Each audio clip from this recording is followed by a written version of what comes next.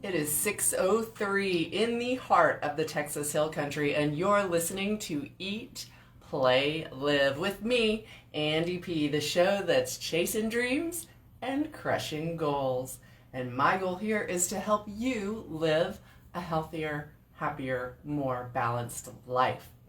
We've been doing this for a while now, right? I've had this show on the air since I think February, and we're not all perfectly there yet because it's a work in progress. Yeah, every day is a new day and we just have to keep taking those steps forward. So today I want to talk about some of the things that may be holding you back. And I call them your hurts, habits, and hangups. We all have them at differing levels, differing amounts, in different times, but they're things that we have to deal with, and they come out. Sometimes we don't even know they're there until we start getting out of our comfort zone, and then, how about that? Something pops up and rears its ugly head that we didn't even know was an issue. So what is stopping you from living your dreams? What's stopping you from living life on your own terms? What is stopping you from taking action? What is it? Thoughts, deep thoughts for this Thursday evening. All right, let's dive in. Let's start with eat. All right, when it comes to eat, oh yeah, there's a lot of hurts, habits, and hangups that are tied in with what we eat, when we eat, how much we eat. Are you a stress eater? If you're a stress eater, you know exactly what I'm talking about, because that does not play. The minute the stress hits, you start craving whatever your go-to thing is. And it's different for everybody. There was a time in my life where it was popcorn. I don't know why. It was just a thing that became my go-to at work, and I would go make popcorn. Maybe it was the going to go do something else and remove myself. But we get in that thing. What's your go-to? You know what it is. Yeah. And what's it doing for you? Is it helping you reach your goals, or is it hurting them? Yeah. Think about a time or a place that triggers you. What are you going to do? I mean, sometimes it's places or things like work where, you got to be there. So we have to find different ways to deal with that stress so that food doesn't become a go-to. And, I'm not going to lie. You can try to have carrots be your go-to when you're stressed, but I don't feel like that's going to be a thing. I think that that's just not going to last. There's something about it. And actually, I'm going to talk about that in just a second, because I'm going to give you some examples of the most addictive foods out there. Yeah. So, all right. Besides stress eating, something else that plays into our hurts, habits, and hangups is people pleasing. Yeah. With food? Have you thought about that? Off the top, it doesn't really sound like it makes sense. How does what you eat or when you eat have anything to do with pleasing other people?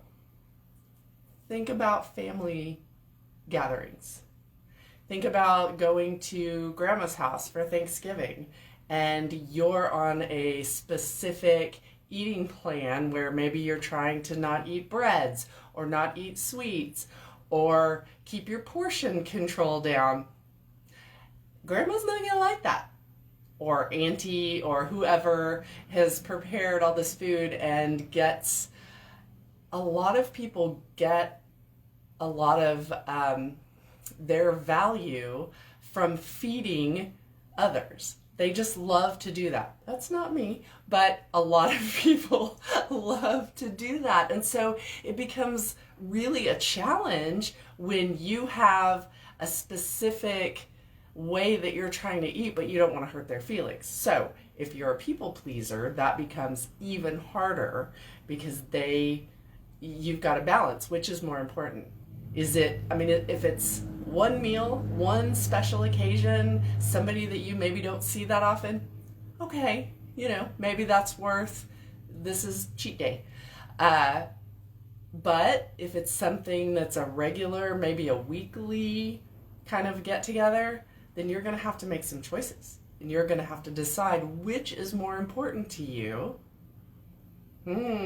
So when you really start thinking about that, and even like coworkers going to lunch, going to happy hour, there becomes a lot of, because food has become so entwined with social situations for us, right?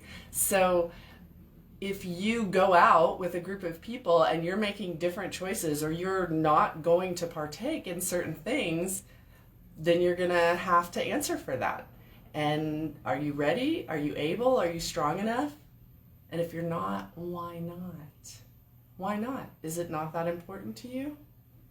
You know, I ask these questions because I want to get you thinking. I want you to, ask yourself, this is probably not the first time in your life that you've tried to eat better, eat healthier, make a significant change. So what has blocked your progress in the past? And hopefully by asking these questions, things are occurring to you. Oh, I did that. Oh, yeah, that was hard for me. Maybe there was just something in the back of your head that said, this is the way I'm supposed to be. This is the way people expect me to eat or to behave or to look. And therefore, I'm going to upset their expectations. Ooh, wow. Yeah, that's a lot to dive into. So let's look at foods that are addictive, foods in themselves that you either crave or that you just, they're your go-to. But these foods are actually addictive. And I'm going to say number one, and I put this one as number one. This is me. Soda. And whether it's sugar or diet, it's still super, super addictive. I know I was addicted. I drank Cokes when I was like in high school. And one day I thought, there's probably a lot of calories in this. So I switched to Diet Coke. Like, I think it was a freshman in high school when I switched. But by the time I was in my late 30s, if I didn't have a Diet Coke by 10 o'clock in the morning, I had a headache. My body needed it, craved it. I would go to grab it when I was stressed with my popcorn that I just mentioned. I would need to have it with certain foods, well, really with every food, because I drank it all the time. So we all have our brands of soda, but they're so addictive when you think about it. What is it about that makes us crave them so much? Is it the bubbles? Is it the sweetness?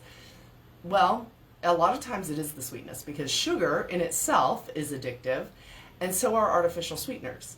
So yes, they are making you crave more. So when you have the first one, you've already set it in motion. Number two, chocolate. People joke about that all the time, but it is a real thing. We can become addicted to chocolate. And yes, it's good. But it's not good for you. Now, a little bit of dark chocolate, okay, yes, antioxidants, there are some health benefits, but we're talking about a little tiny piece here. Not a candy bar that you go and buy at the convenience store. No, it's just addictive. You have one and you feel that spike and you're gonna want more. Chips, I don't even have to tell you. Open some Pringles and tell me that's not addictive. Cookies, same way. Oh my gosh. Girl Scout Thin Mint cookies, take a man down for that. Out of the freezer? Yeah. I get it. I've been there. I understand the addictive qualities of these foods. And at some point, you just have to decide, are you stronger than a Girl Scout cookie? I think you are. I believe in you. Ice cream. Now, ice cream isn't an addictive thing to me, but you hear about people all the time, and maybe you're one of these people that at night, I need a bowl of ice cream. Even waking up in the night and going to get a bowl of ice cream. Well, my grandpa used to do that. He always wanted a little bowl of ice cream. Maybe he was addicted to it. I don't know. And then French fries. And French fries is another one that I don't know if it's the French fry itself, or you get to where you're craving the salt, or if it's just a matter of we have been so just ingrained in us that French fries come on the side of whatever you're getting. Whether it's a burger, a chicken sandwich, you're trying to be good, but they come with a side of fries. Now, let me tell you that pretty much everywhere you eat, you could get something else, but that's a hard switch to make, isn't it? I mean, it's always been fries on the side. And so to have fruit or a salad, or I get it, it's not the same, but I promise you, eventually your body will recover from that addiction. It will move through that and you will lose that craving, and then it becomes easier. It does become easier. So those were the top most addictive, I guess top 6 most addictive foods. What about the least addictive? You're gonna laugh at this because, well, I did. So the least addictive foods would be fruit, vegetables, brown rice, eggs, nuts, salmon, grilled chicken. Are you noticing a pattern? If you've listened to my show at all, and I've given like the best foods for you, the best foods for energy, the best foods for it's everything on that list, right? And they're also the least addictive. And I laughed because I just know you're thinking, well, of course they're not addictive. They're not any fun. Those are not fun foods that you crave. I know. But you know what the thing is?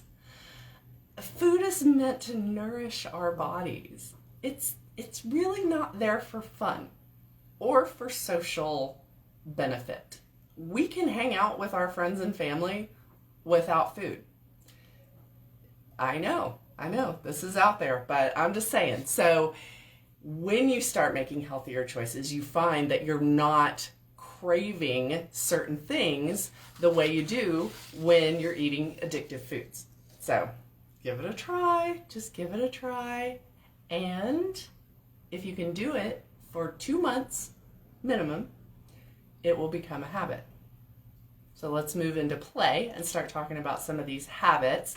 But yes, on average, it takes 2 months of doing something repeatedly before it becomes a habit, whether it's a way of eating, exercising, moving your body, anything, flossing your teeth. Yeah, I don't know why. That's always been one that's been a challenge for me. Why is that a challenge? Like brushing isn't a challenge, but flossing, I got to put a little note on the mirror. Anyway, too much information.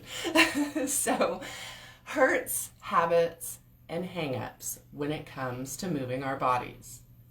Well, what would that be? This, to me, goes back to insecurities and body image. That's where a lot of our hang-ups come in. You know, and when we start getting into a program that starts changing our bodies, changing the way we look, changing the way we see ourselves, then sometimes some of these insecurities that we don't even know are there kind of come out. So I can't help but I think of bodybuilders when I talk about this, because I've been in that group for a long time, many years. I have spent hours and hours in the gym, and even on a competitive level. And you would think, and I think a lot of people do think, that people who compete in bodybuilding have got to be completely full of themselves, or at the very least, super confident. I mean, look at them, right? You know, they look incredible and all the muscles and all that stuff. But what I have found in almost every single person that I have met in that area is they are dealing with a lot of hurts and habits and hang-ups that push them to that level. Yeah. In fact, I hope I'm not going to get grief from this, but I couldn't help but notice that a lot of the guys, a lot of the male trainers tend to be short. And from talking to a lot of them, what I've learned is when they were kids, they were picked on a lot. They were the little guy and they couldn't get taller, so they started working out and growing bigger. And they were able to see themselves bigger, and that helped them combat that insecurity of being the little guy, you know. And with women, I've found that no matter how amazing they look, I mean, they're getting on stage and doing these incredible poses, and they look just amazing, but every single one of them, if you ask them, they will point out their flaws every time. They know the one little tiny spot that isn't tight, or that isn't forming exactly the way they wanted to, or the muscle that didn't build the way they were expecting it to build, every time, because of those hurts, habits, and hangups. Isn't that incredible? You know? And I just want to say, do you not realize that you are in a place where only 2% of the population will get, or is willing to do that work to get into that place? And you're worried about what, 2% body fat? The difference that's going to make? It's so fascinating to me. And in the transition that I've done over the last year in going from bodybuilding into being more of an endurance athlete and the triathlons, is I discovered that bodybuilding was about how I could make myself look, where endurance was about what I could make my body do. Totally different mindset. Maybe healthier. Maybe. I mean, when you think about it.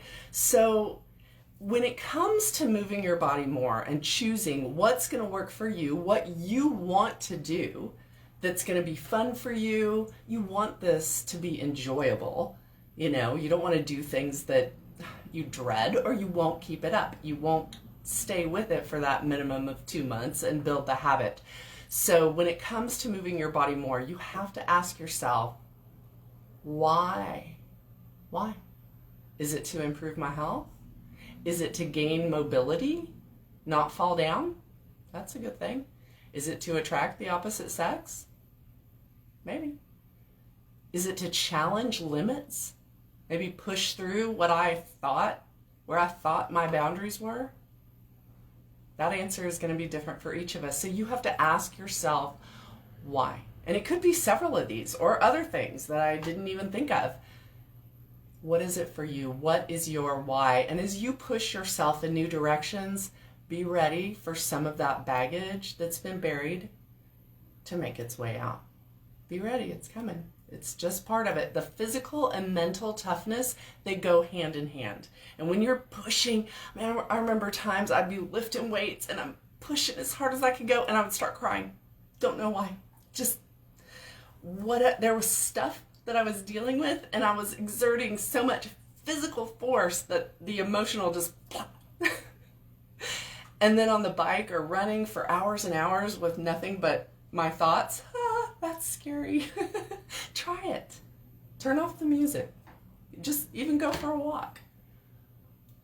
Yeah, see where it takes you. Let your mind wander. You know, meditate if you want to, or just be present. And you'll discover things about yourself that you may have never seen before. Yeah. So while you're doing that, we're going to move into live. And I want to know, what hurts, habits, and hangups are interfering with your peace? We got to have peace. If we're going to live a more balanced, healthier, happier life, we got to have peace. So a lot of times people, those 3 words I heard somebody say once, and they were talking about an addiction. And it was like the kind way, instead of saying an addiction, they said it's their hurts, habits, and hangups. But if you have an addiction, whether it's drugs, alcohol, pornography, food, whatever it is, I highly recommend 12-step programs. I think they're great. I think they're extremely helpful. I know many, many people who have been clean and sober thanks to them. And I know many people, myself included, who have been helped greatly through like the Al-Anon program and doing those 12 steps, whether you're the addict or whether the addict is someone that you love. It helps. It helps. I'm just going to put that out there. So you can find one wherever you are. In fact, I even saw one when I was in Cozumel. I took a little picture of the building because I was like, oh, look, I recognize that symbol.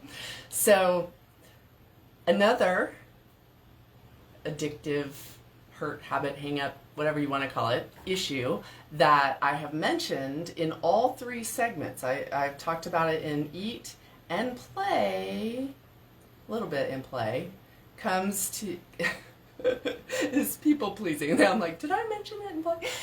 People pleasing. Yeah. Yeah.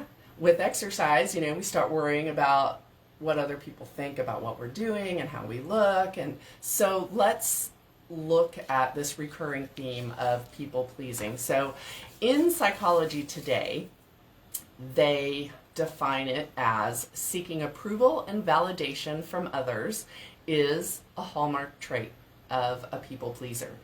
This person wants assurance that he or she matters to the people around them. Rather than looking for validation from within, we seek it everywhere else, wanting to be recognized and accepted by everyone. For the most part, if we feel well liked, then we can relax and like ourselves as well.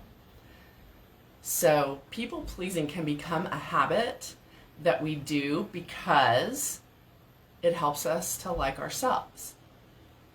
Now, this may or may not be something you struggle with, but even if you don't, you know people who do.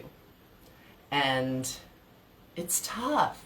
It's tough. Sometimes our choices and our goals conflict with our loved ones' expectations. Even when our goals are to be healthier or to be more successful, it still is contradictory to what other people are expecting from us, and they don't always handle it really well. And sometimes that becomes, if we're worried about pleasing them and they're not dealing with what we have going on, then we're caught in this,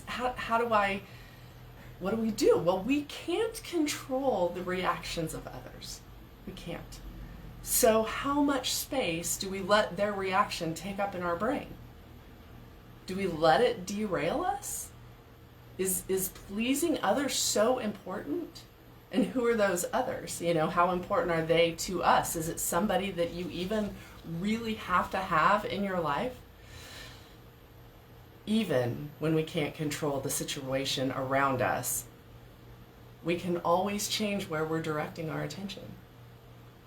So let them be where they are, and as they figure out how to deal with where we are, we can just focus. We can just focus on what we're doing. So I've had two situations, actually, recently, in the last few weeks, where I didn't do what my friends expected me to do.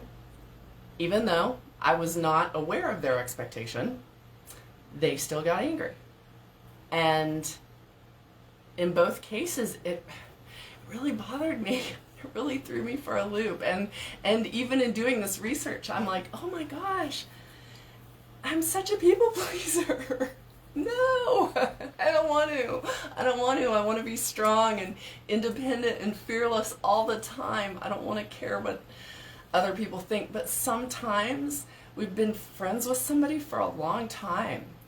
And when our choices and our goals come into conflict with that relationship, man, that's a tough place to be. You don't want to lose a friend because they can't hang with where you're going. But if where you're going is important enough, then hopefully they'll figure out a way to come along. Or you have to realize that maybe it was just a season. They were your friend for a season, and maybe that season is over. I don't know. So in my case, I feel bad that their feelings were hurt, but I cannot live my life apologizing for living my life. I can't. So I'm a lot. I know that. And you shouldn't apologize either. Now, if you've really done something wrong, yes, apologize. But just for living your life, no. You do you, hun. That's all you can do, So how do you stop being a people pleaser? Let's find out. Self-compassion. Knowing who you are and what you value will open the door to a better understanding of your beliefs, your emotions, and your needs. You gotta have boundaries. You gotta learn how to say no, when to say no, and when to say yes. Sometimes, yeah, I want to go with the flow. You know, people pleasers are great go with the flow people, but not always. And you gotta learn that it's okay sometimes to put your foot down and say, no, I'm not going. I'm not eating that. I'm not doing that. I'm not, whatever. It's okay. You can't please all the people all the time. You can't. Your challenge for this week is to make yourself a priority. Yeah, do that. If you have a breakthrough in this area, I would love to hear about it. I would love to know. Please tell me I'm not the only one. Y'all making me feel like I'm the only special kind of crazy if you don't write to me. So you can message me on Facebook or Instagram at eatplaylive.andi and just let me know if you break through in any of these areas. If you discover a hurt, a habit, a hang-up that has been preventing you from being where you need to be and reaching your goals, and you do something about it, even if it doesn't totally fix it. This is one step at a time. It's progress, not perfection. But let me know. I'd love to hear about it. So until next week, I'm Andi P. I thank you so much for joining me and being part of my tribe and listening to Eat, Play, Live. See you next week. Here she comes. She's coming, I promise. We got a long intro on this song. Here she comes. Bye, y'all.